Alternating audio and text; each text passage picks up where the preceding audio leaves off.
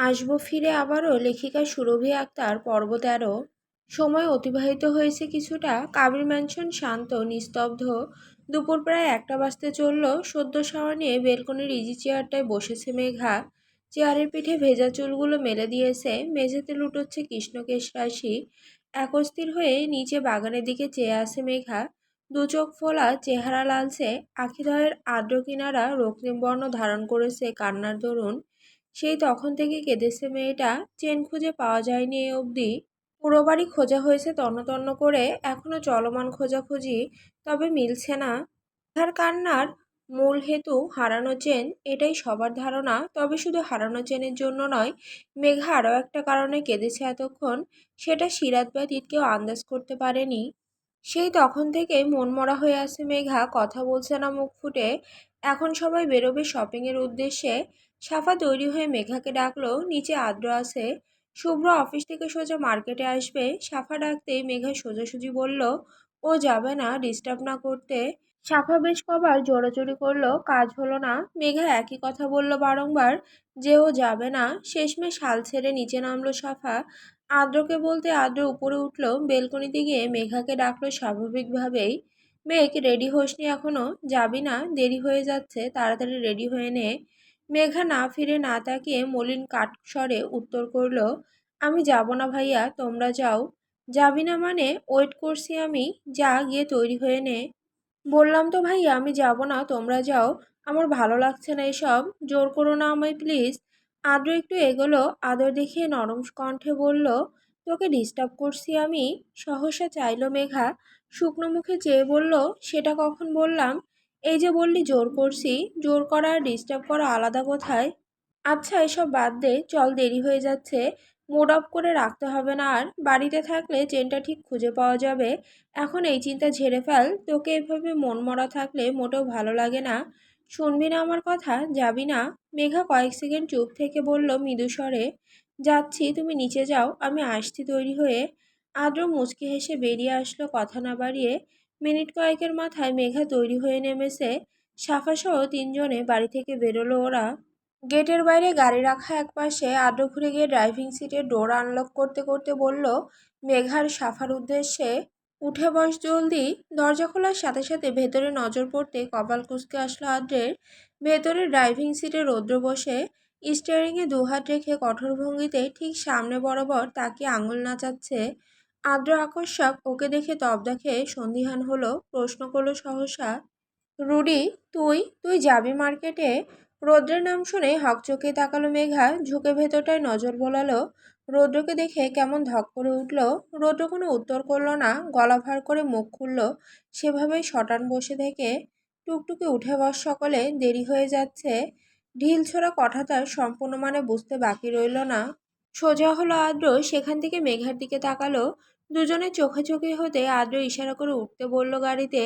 নিজে ঘুরে গিয়ে বসলো ফ্রন্ট সিটে। সাফা আর মেঘা নিজেরা উঠে বসলো। রোডের পেছনের সিটে জানালার ধার ঘেঁষে বসেছে মেঘা। খুব কাছ ঘেঁষে বসে সম্পূর্ণ জানালা খুলে দিয়েছে। এক হাত আড়াভাবে রেখে মাথা এলিয়ে দিয়েছে হাতের উপর। গাড়ি চলছে বাড়ি ছাড়িয়ে মার্কেটের উদ্দেশ্যে। দমকা হওয়া জানালা গড়িয়ে শিরশির করে লাগছে মেঘার শরীরে। খুলে রাখা চুলগাছি উঠছে উতল বাতাসে। ভেজা ছিল তাই বাধা হয়নি।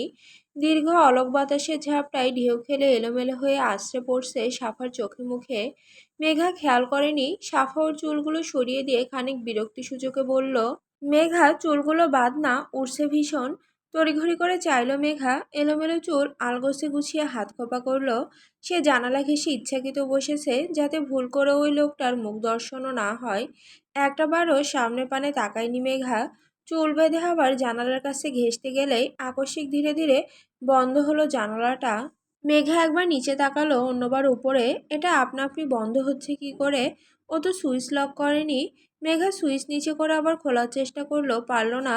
কাজ হলো না। কিছু একটা ধারণা করতেই চট করে সামনে তাকালো। ফ্রন্ট মিররে মুহূর্তেই চোখাচোখি হলো রৌদ্রের সাথে। দৃষ্টির মিলন হওয়া মাত্রই বাঁকা হাসলো রৌদ্র। এক মুহূর্ত পর নির্বিকারে দৃষ্টি সরালো। উইন্ডো কন্ট্রোল প্যানেল থেকে হাত সরালো অতঃপর। সবটা ঠাউর হওয়া মাত্রই নরম চোয়াল শক্ত করে দাঁত পিষল মেঘা। ওদের গাড়িটা গিয়ে থেমেছে যমুনা ফিউচার পার্কের সামনে। পথিমধ্যে গাড়িতে কেউ টু শব্দ করেনি, পুরোপুরি নীরবতা ছিল। সায়ান আর মেহের আগে থেকে অপেক্ষা করছিল সেখানে। মেঘা আর সাফা গাড়ি থেকে নেমেই মেহেরের কাছে ছুটেছে। মেহের ওদের থেকে বছর দুয়েক বড় হবে, তবে তিনজনের বন্ধুত্ব বেশ গাঢ়। শুভ্রও আসলো খানিক পর, একসাথে ভেতরে ঢুকলো সকলে। রৌদ্র পিছিয়েছে পর্যায়ে, সে যায়নি ভেতরে। এত সব কেনাকাটায় সে মাথা ঘামাতে চায় না। প্রথম 1.5 ঘন্টার মধ্যেই মেহের আর শুভ্রর কেনাকাটা হয়ে গেছে। বেশি বাছাই করতে হয়নি। ব্রাইডাল জন্যে মেহের এক দেখাই নিজের জন্য লেহেঙ্গা পছন্দ করেছিল। সে বেশি খুঁতখুঁতে নয়, একবারে পছন্দ হয়েছে সেটাই কিনেছে। খুঁতখুঁতে তো সাফা, মোটে 4টে শপ ঘুরেছে এতক্ষণে, কোথাও ওর পছন্দ মতো কিছুই পায়নি এখনো অবধি। বাড়ি থেকে ঠিক করে এসেছে শাড়ি কিনবেও, তবে এখানে সে মত পাল্টেছে। এখন আর শাড়ি কিনবে না, বিয়ের দিন পরার জন্য গাউন কিনবে আগে। তবে এতগুলো শপে ঘোরার পর একটাও পছন্দ হয়নি ওর। আদ্র চটে গেছে ওর পিছু ঘুরতে ঘুরতে। এই এক মেয়ের পেছনে সবাই ঘুরছে, তবুও ওর কোনো কিছু পছন্দ হচ্ছে না। কত সুন্দর সুন্দর ড্রেস দেখলো এতক্ষণে, অথচ এই মেয়ের চয়েসে আসে না একটাও। ওর জন্য বাকিদের কেনাকাটা আটকে আছে। ধৈর্য হারিয়ে চড়া গলায় ধমকালো আদ্র, থাপ্পড় খাবি গবেট, কতগুলো দেখেছিস এতক্ষণে, এ অবধি একটাও পছন্দ হয়েছে তোর? তোর পিছু পিছু ঘুরবো আমরা? আমাদের আর কাজ নেই? কতগুলো শপিং বাকি আছে এখনো, তোর পেছনেই পড়ে থাকবো শুধু? সাফা চিবুক নামিয়ে চুপসে যায়, এই ভয়ে ছিল সে। মনে মনে ভাবছিল এই বুঝি আদ্র বিরক্ত হয়ে ধমকাবে ওকে। আর এটাই হলো। ও কি করবে, ওর তো একটা পছন্দ হচ্ছে না। আদ্রের ধমকে সায়ান থামালো ওকে। আদ্র, ধমকাচ্ছিস কেন ওকে? তো কি করব, ওর পিছু পিছু আর কতক্ষণ ঘুরবো আমরা? একে হাঁটতে পারছে না, বললাম আসিস না তুই। না শুনে নাচতে নাচতে চলে এলো। এখন আবার ম্যাডামের পছন্দ হচ্ছে না কিছু। কি করা উচিত ওকে? তোকে ওর পিছু পিছু ঘুরতে হবে না, তোরও অন্যদিকে যা। বাকি যা যা কেনার কিনে নে, আমি ওর সাথে আছি। কিউটি পাই, চল, যতক্ষণ না পছন্দ হয় ততক্ষণ সব দেখবি তুই। আমি আছি তোর সাথে। অন্য শপে যাই চল, যেখানে যেটা পছন্দ হবে সেটাই কেনা হবে তোর জন্য। অপছন্দের কিছু জোরপূর্বক চাপিয়ে নিতে হবে না, চল আমার সাথে। সায়নের পায়ে পা মিলিয়ে পিছু ফিরে আদ্রকে ভেঙচি কাটলো সাফা। আদ্র চিবিয়ে বলল, ওকে বেশি মাথায় তুলো না ভাইয়া, নিচে নামাতে পারবে না নয়তো।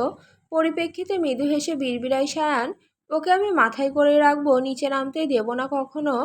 মেঘার কিছু কেনা হয়নি, একটা শাড়ির শপে ঢোকা হয়েছে। বাড়ির সবার শাড়ি এখানেই কেনা হবে। বড়রা যেহেতু আসেনি, তাই সব কিছু পছন্দের দায়িত্ব মেহেরের ওপর। মেহের সবার পছন্দ বোঝে, ওর পছন্দ মতোই সব কিছু কেনা হচ্ছে। মেঘাকে আনমনা হয়ে একপাশে দাঁড়িয়ে থাকতে দেখে আদ্র গলা নামিয়ে শুধালো, মেঘ, তুই কি নিবি? অন্যমনস্ক ছিল মেঘা। আদ্রের কথায় চটজলদি ফিরল, হকচকিতে বলল, কি নেব? যা খুশি একটা নিয়ে নেব। কি নিবি বল, আমি কিনে দেব। না ভাইয়া, তোমায় কিনে দিতে হবে না, আমি নিতে পারবো। কথার পৃষ্ঠে ধীরে শ্বাস ফেলে বলল আদ্র, ভাইয়া বলছিস, আবার দিতে হবে না এটাও বলছিস। আজ আর বাধা মানবো না। আজ অবধি তোকে কিছু দেইনি, নিসনি তুই। একটা অকেশন পেয়েছি এবার, এই সুযোগে তোকে কিছু দিতে পারবো। কিছু পছন্দ হয়েছে? না ভাইয়া, আমায় কিছু দেওয়ার প্রয়োজন নেই, তোমরা নিজেদের সব কিছু কিনে নাও। আমি আমারটা কিনে নেব, এই সামর্থ্য আমায় দিয়েছে। সামর্থ্য দেখাচ্ছিস আমায়? আমার ভালোবাসাটা দেখছিস না? আমি আমার মেঘবুড়িকে ভালোবেসে কিছু দিতে পারি না? ভালোবাসা দিচ্ছ, সবাই দিয়ে এসেছো এতদিন। এই আমার জন্য অনেক ভাইয়া, আমার আর কিছু লাগবে না তোমাদের থেকে। আদ্র কিছুটা সময় তাকিয়ে রইল, এবার মুখ খোলার আগে পকেটের ফোনটা বেজে উঠল শব্দ করে। চকিতে সেদিকে মনোযোগ ফেরালো। দরকারি ফোন এসেছে। পকেট থেকে ফোন বের করে দ্বিতীয়বার মেঘার দিকে তাকিয়ে ধীরস্বরে বলল, এখানে দাঁড়া, আমি কথা শেষ করে আসছি। ঘাড় কাত করে সায় দিল মেঘা। দরজা ঠেলে ফোন রিসিভ করতে করতে শপের বাইরে বেরিয়ে গেল আদ্র। আদ্রকে পাশ কাটিয়ে শপের দিকে আসলো রৌদ্র। বাহিরে আর ভালো লাগছে না। এদিকে সার পেয়ে মেঘা পিছু ফিরল। এই শপে ঢোকার পর থেকে একটা শাড়ি বেশ নজর কাড়ছে ওর। শাড়িটা আলাদা করে একদিকে সরিয়ে রাখা।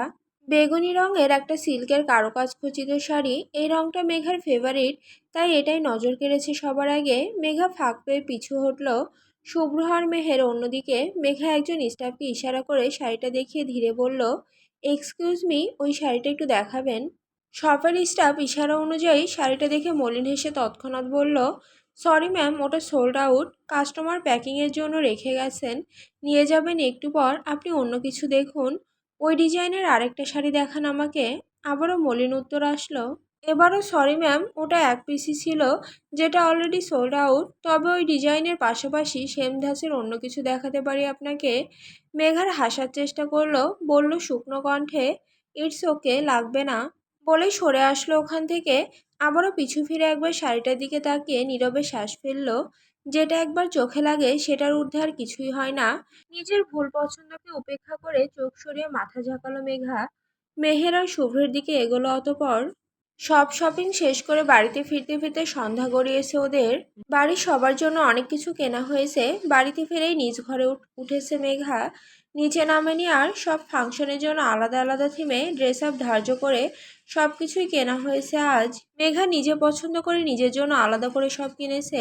নিজের ব্যাগ দুটো আলাদা করে নিয়ে একেবারে ঘরে উঠেছে ও। মাথা ধরেছে, শুয়েছে ফ্রেশ হয়ে। ফাঁকা গলায় বারবার হাত উঠেছে আপনা আপনি। আজ মেয়েটা একেবারে মনমরা। হাসেনি তেমন, খালি বুক চিরে কান্না আসছে ক্ষণে ক্ষণে। কান্না চেপে চোখ বুজেছে মেঘা। সদ্য চোখ দুটো লেগে এসেছিল। টুকটুকির উদ্ভট ডাকে ভোরকে তড়িঘড়ি করে উঠে বসলো মেঘা। চমকেছে আচানক। টুকটুকি ওর দিকে একটা ব্যাগ বাড়িয়ে দিয়ে বলল, এটা নিচে ফেলে এসেছিলি? মেঘা চোখ সরু করে চায় ব্যাগটার দিকে, বলে, এটা কি? তোর শাড়ি হয়তো। আমারগুলো কাবাডে রেখেছি আমি, এটা আমার নয়। আমাদেরও তো কারণ নয়। ভাইয়া বলল এটা তোর, তাই তো নিয়ে আসলাম। এটা রাখ, আমি ওয়াশরুমে যাব। ব্যাগটা বিছানার উপর রেখে ওয়াশরুমে ঢুকলো সাফা। মেঘা ভ্রু গোটালো। এক মুহূর্ত বাদ ব্যাগটা টেনে হাতে নিয়ে খুললো। ভেতরের শাড়িটা দেখে চোখ কপালে উঠলো ওর। এটা তো সেই শাড়িটাই যেটা দেখছিল ও। কিন্তু এটা এখানে কি করে এলো? মেঘা তো কেনেনি, আর এটা তো সোল্ড আউট ছিল। অন্য কেউ কিনেছিল, তাহলে এখানে আসলো কি করে? মেঘা তড়িঘড়ি করে শাড়ির ভাঁজ খুললো। একটু আধটু দেখলো হাত বুলিয়ে। আদ্র কেনে নিত এটা। মেঘার ধারণায় এটাই ধরা পড়লো। নিশ্চয়ই আদ্র ওর অগোচরে এটা কিনেছে, কিন্তু সোল্ড আউট হওয়ার পর এটা কিনলো কি করে? সব ভাবনা ছেড়ে এই মুহূর্তে বিছানা ছেড়ে ব্যাগ হাতে আদ্রের ঘরের দিকে এগোলো মেঘা। বাইরে থেকে নক করে ঘরে ঢুকলো। আদ্র ফের বাইরে যাওয়ার জন্য প্রস্তুতি নিচ্ছিল। ড্রেস চেঞ্জ করেছে আবার বেরোনোর জন্য। মেঘা ঘরে ঢুকেই বলল ভার গলায়, ভাইয়া, এই শাড়িটা তুমি কিনেছো? আদ্র তাকালো, না বুঝে শুধালো, কোনটা? এটা। শাড়িটা দেখে বলল মেঘা। আদ্র কপাল তুলে বলল, না তো, কার এটা?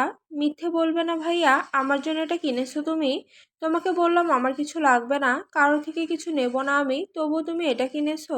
আদ্র কপালে ভাঁজ ফেলে কয়েক স্তরে। সবকিছু মাথার ওপর দিয়ে গেল, বুঝলো না সেভাবে। মেঘার চরম দ্বিমত বুঝে জোরপূর্বক ওর জন্য কিছু কেনেনি আদ্র। কিনলেও এই মেয়ে সেসব গ্রহণ করতো না। তাহলে এই মেয়ে কী সব বলছে? খোলসা করে শোনার মতো হাতে সময় নেই। ডান হাতের কবজিতে ঘড়ি পেঁচাতে পেঁচাতে দ্রুতস্বরে বলল আদ্র, আমি তো তোর জন্য কিছু কিনিনি মেঘ, হয়তো ভুল হচ্ছে কোথাও। সময় নেই হাতে, আমি বেরোলাম, এসে কথা বলছি। তড়িঘড়ি করে ঘর ছেড়ে বেরিয়ে গেল আদ্র। মেঘা আহাম্মক বনে দাঁড়িয়ে রইল। আদ্র মিথ্যে বলে না। আর এখানে মিথ্যে বলেও লাভ নেই। এই শাড়িটা কি তাহলে ভুল করে ওদের ব্যাগের সাথে চলে এসেছে? দোটানায় পড়ল মেঘা। নিজ ঘরে গিয়ে সাফাকে প্রশ্ন করলো সন্দিহান হয়ে, এটা যে আমার ব্যাগ, তোকে এটা কে বলল? কোন ভাইয়া? চুলে চিরুনি করতে করতে বেখালে উত্তর করলো সাফা, রৌদ্র ভাইয়া আমাকে ব্যাগটা দিয়ে বলল ওটা নাকি তোর, তাই তো তোকে দিলাম। আর তুই কি তখন থেকে ওটা নিয়ে পড়ে আছিস? নিয়ে আয় তো দেখি কি কিনেছিস। উঠে এসে মেঘার থেকে ব্যাগটা নিয়ে বিছানায় বসলো সাফা। মেঘা ওর কথায় হিসেব মেলাতে ব্যস্ত। সাফা ব্যাগ হতে শাড়িটা বের করে দেখতে হা বনল। ঝিকঝিকে উজ্জ্বল কারুকাজ খচিত গর্জিয়াস একটা শাড়ি। পুরো চোখ ঝলসানোর মতো। বিস্মিত হয়ে শাড়িটা উল্টে পাল্টে দেখে বুলি ফুটালো সাফা, ওয়াও মেঘা, কি সুন্দর এই শাড়িটা, তুই কিনেছিস এটা? কত নিল? কি সুন্দর, তোকে খুব মানাবে এটাতে। মেঘা কিছু বলল না। এক মুহূর্ত পর এগিয়ে আসলো। এক হাতে আরো একবার শাড়িটা উল্টে দেখলো। দীর্ঘশ্বাস ফেললো নাক ফুলে। দাঁত খিঁচলো কিছু একটা অনুমান করে। বলল মেকি হেসে, পছন্দ হয়েছে? নিয়ে নে তুই, আমার আরেকটা আছে, সেটাই পরবো আমি। সে কি, তোর জিনিস আমি কেন নেব? তুই কখনো আমাদের জিনিস নিস? নিজের টাকায় কিনেছিস, তুই নিজেই রাখ। অনেক দামি মনে হচ্ছে। তোর উপর খুব সুন্দর মানাবে এটা। তুলে রাখ এখন, বিয়ের দিন এটা পরবি কেমন? মেঘা কেবলই দাঁত চেপে নিজেকে সামলায়। অপ্রত্যাশিত কিছু ঘটেছে অনাকাঙ্ক্ষিত জনের দ্বারা। মেঘা আন্দাজ করে চরম পর্যায়ে বিরক্ত হলো। সাফা শাড়িটা ছাড়তেই সেটাকে খামচে ধরল মেঘা। পরদিন সকালেও ব্রেকফাস্টের টেবিলে মেঘা দেখা মেলেনি। সেই যে কাল শপিং থেকে ফিরে উপরে উঠেছে, বাইরে খেয়ে এসেছে বিধায় ডিনারেও নিচে নামতে হয়নি আর। আজ সকালেও ব্রেকফাস্ট করেনি সবার সাথে। শুক্রবার আজ সবকিছু অফ, বাড়িতেই আছেন সবাই। জুমার আজান পড়েছে, কর্তারা সহ বাড়ির দুই ছেলে বেরিয়ে গেছে মসজিদে, এক ছেলে যায়নি, কবেই বা গেছিল সে। বাড়ির গিন্নিরা ব্যস্ত কিচেনে, নামাজ সেরে এসে খেতে বসবেন সকলে। গোসল সেরে ভেজা কাপড় নিয়ে ছাদে উঠল মেঘা। খিদে পেয়েছে ভীষণ। ব্রেকফাস্টে একলা ঘরে খাবারে ঢুকরে রেখেছিল একটু, খাওয়া হয়নি, পেট চুইচুই করছে খিদের জ্বালায়। ভেজা কাপড়গুলো ছাদে মেলে দিয়ে খানিক দাঁড়ালো সেখানে। ভেজা চুল সময় নিয়ে মুছলো ধীরে ধীরে। চুল হতে টুপটাপ পানি ঝরছে এখনো। মেঘা চুল মুছতে মুছতে ছাদ হতে নিচে তাকিয়ে দেখলো তোফায়েল কাবির, তৌসিফ কাবির, আদ্র আর শুভ্র গেট পেরিয়ে বাড়িতে ঢুকছে। সবাইকে একসাথে দেখে মুচকি হাসলো মেঘা। বুকটা হালকা লাগছে একটু, চেনের কথা ভুলেছে খানিকটা। মনে পড়তে আবার হালকা বুক ভার হতে সময় লাগবে না। শ্বাস ফেললো মেঘা, চুলে টাওয়াল পেঁচিয়ে ছাদ ত্যাগের জন্য পা বাড়ালো। ঠিক রোজকার মতো আজও ছাদের দরজার কাছে রোদ্রের মুখোমুখি হওয়াটা বাদ পড়ল না। অগত্যা সামনাসামনি হওয়া মাত্রই তিরিক্ষি মেজাজ ঠিকরে উঠল মেঘার। গা জ্বলে উঠল রিরি করে। ও যত এই লোকটাকে কাটানোর চেষ্টা করে, তত এই লোকটা ওর সামনে এসে হাজির হয়। এই লোকের সামনে বীভৎস বিভ্রম হয় মেঘার। গা জ্বলে অনলের দাহে। মেঘা এক পলক চেয়ে মুখ ঝামটালো। রৌদ্র দুই ঠোঁটের মাঝে একটা সিগারেট পিষ্ট হচ্ছে, সেটাকে ফুঁক দিয়ে দুই আঙুলের ফাঁকে নিল রৌদ্র। সিগারেটের বিষাক্ত ধোঁয়া ফু দিয়ে ছাড়লো মেঘার মুখের ওপর। চোয়াল খিচে শ্বাসরোধ করে চোখ বুজে নিল মেঘা। কয়েক কদম পাশে সরে দাঁড়ালো। ঠিক দরজার চৌকাঠে রৌদ্র দাঁড়িয়ে, নড়ছে না।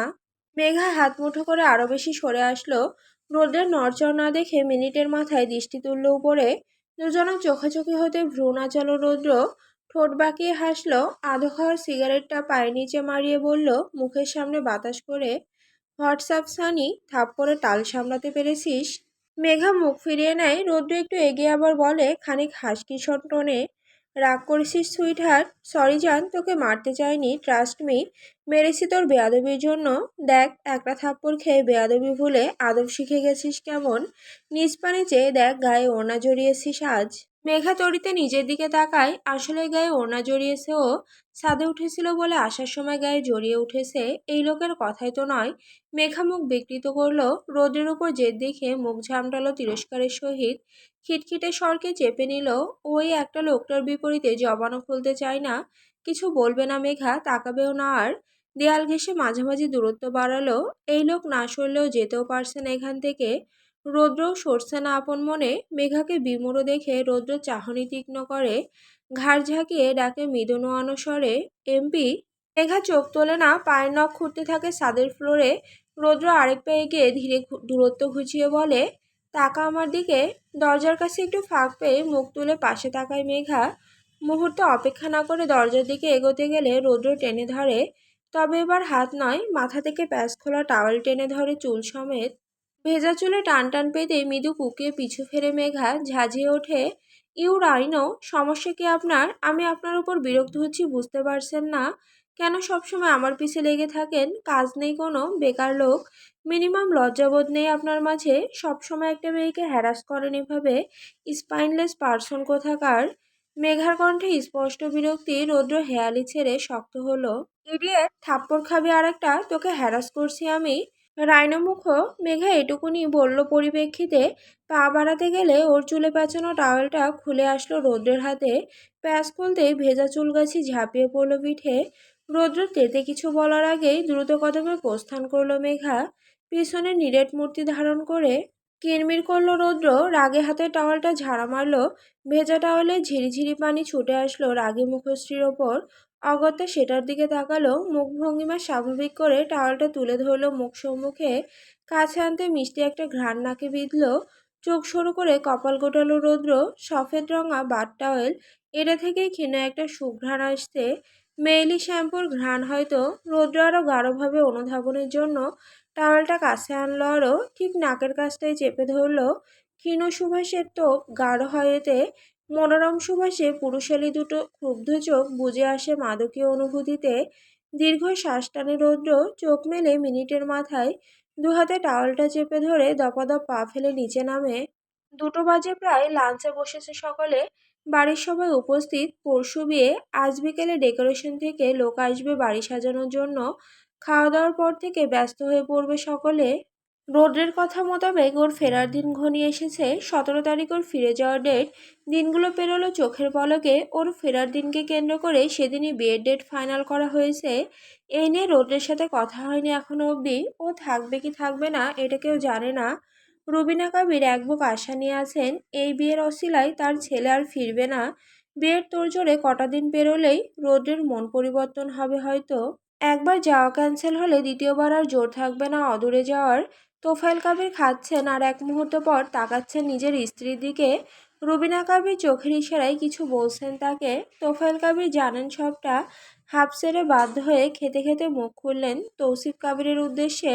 ভাইয়া, তোমার আদরের রৌদ্রকে জিজ্ঞেস করো তো সে তোমার ছেলের বিয়েতে থাকবে কিনা। রৌদ্রের হাত থামে খাওয়ার মাঝে শুভ্র বলে, কেন থাকবে না, অবশ্যই থাকবে। সেদিন ওর ফিরে যাওয়ার ডেট, এটা ভুলে যেও না। তো কি হয়েছে, রৌদ্র যাবে না কোথাও। সেদিনও না আর অন্য কোনো দিনও না। ও ফিরেছে সব শেষে, ওকে আর যেতে দিচ্ছে কে। শুভ্র একটু থেমে আবার বলল, রুডি ফিরবি তুই? হুম। সিরিয়াসলি? কবে? তোমার বিয়ের পর?